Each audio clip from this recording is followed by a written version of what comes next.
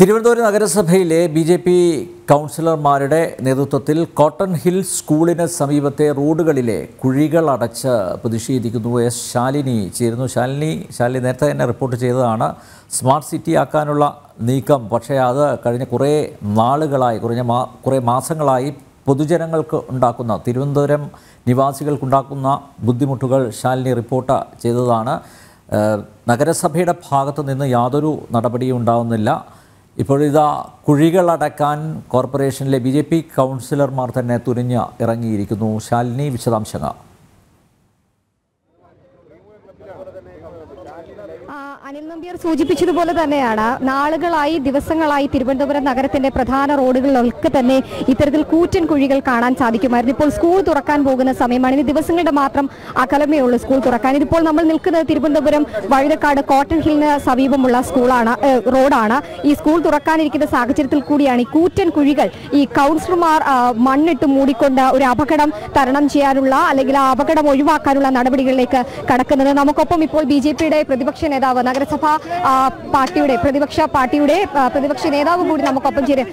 ഗോപചേട്ടൻ, ഇപ്പൊ കുറെ ദിവസങ്ങളായി കുഴികൾ ഇങ്ങനെ കിടക്കുകയാണ്. ഇപ്പൊ ഇത്തരത്തിലൊരു നടപടിയിലേക്ക് എത്താനുള്ള സാഹചര്യം എന്താ? ഇത് വരാൻ പോകുന്ന 5 ദിവസം കൂടി പിന്നിടുമ്പോൾ സ്കൂൾ തുറക്കുകയാണ്. ഈ സ്കൂൾ തുറക്കുന്ന സമയത്ത് ഇനി ഈ കുട്ടികൾ ഇതിനകത്ത് വന്ന് വീണ് അവരുടെ ജീവന് തന്നെ അപകടത്തിലാവുന്ന ഒരു സാഹചര്യം സംജാതമാകുകയാണ്. ആ സാഹചര്യത്തിലാണ് കൗൺസിലർമാർ, ഉത്തരവാദിത്തപ്പെട്ട ജനപ്രതിനിധികൾ എന്ന നിലയ്ക്ക് ജനങ്ങൾക്ക് അനുഭവിക്കുന്ന ദുരിതത്തിന് പരിഹാരം കാണാൻ ഞങ്ങൾ ഒറ്റക്കെട്ടായി ഈ പ്രദേശത്ത് ഇറങ്ങിക്കൊണ്ട് ഈ കുഴിയടയ്ക്കൽ സമരവുമായി ഞങ്ങൾ മുന്നോട്ട് പോവുകയാണ്. ഇത് തുടർച്ചയായിട്ട് സ്കൂളുകളുടെ സമീപത്ത് ജനങ്ങൾ തിങ്ങിപ്പാർക്കുന്ന, ഗതാഗതം മുടങ്ങിക്കിടക്കുന്ന സ്ഥലം, അവിടെയുള്ള എല്ലാ പ്രദേശങ്ങളിലും എല്ലാ ദിവസങ്ങളിലും ഇത്തരം ഒരു സമരവുമായി ഞങ്ങൾ മുന്നോട്ട് പോവുക തന്നെ ചെയ്യും. ഈ റോഡ് മാത്രമല്ല, നിരവധി റോഡുകളാണ്. അപ്പം അവിടെയൊക്കെ ഈ സമരം ഉണ്ടാവും. തീർച്ചയായിട്ടും സ്കൂളുകൾക്കാണ് ആദ്യം പ്രയോറിറ്റി കൊടുക്കുന്നത്. സ്കൂളുകളിൽ ഇരിക്കുന്ന പ്രധാനപ്പെട്ട കവലകളൊക്കെ തന്നെ നമ്മൾ ഇത് ചെയ്ത ശേഷം മറ്റ് പ്രദേശങ്ങളിലും ഈ സമരം തുടരുക തന്നെ ചെയ്യും. പറഞ്ഞതുപോലെ തന്നെ സ്കൂളുകൾക്ക് സമീപമുള്ള റോഡുകൾക്ക് പ്രധാനമായും ആദ്യം ശ്രദ്ധ കൊടുക്കുക, പിന്നീട് മറ്റ് സ്കൂളുകളുടെയും ഒപ്പം തന്നെ റോഡുകൾക്കും ഒക്കെ തന്നെ ഇത്തരത്തിലൊരു പരിഗണന നൽകുമെന്നുള്ളതാണ് നമ്മൾ പ്രതീക്ഷിക്കുന്നത്. അപ്പം മുതിർന്ന കൗൺസിലർ കൂടി നമുക്കൊപ്പം ചേരുകയാണ്. സാറേ, കുറേ നാളുകളായി തിരുവനന്തപുരം നഗരസഭയുടെ കീഴിലുള്ള റോഡുകളെല്ലാം പൊട്ടിപ്പൊളിഞ്ഞ് കിടക്കുകയാണ്. ഇത്തരത്തിലൊരു സമരത്തിലേക്ക് എത്തേണ്ടി വന്നോ ഈ റോഡുകൾ? വളരെ ദയനീയമാണ് തിരുവനന്തപുരം നഗരത്തിന്റെ ഇന്നത്തെ സ്ഥിതി. ഇവിടെ തിരുവനന്തപുരത്ത് ഏറ്റവും കൂടുതൽ കുട്ടികൾ പഠിക്കുന്ന ഒരു സ്കൂളാണ് കോട്ടൺ ഹിൽ സ്കൂൾ. കൊച്ചു കുട്ടികൾ ഉൾപ്പെടെ, ബാലവിഹാർ കുട്ടികൾ ഉൾപ്പെടെ.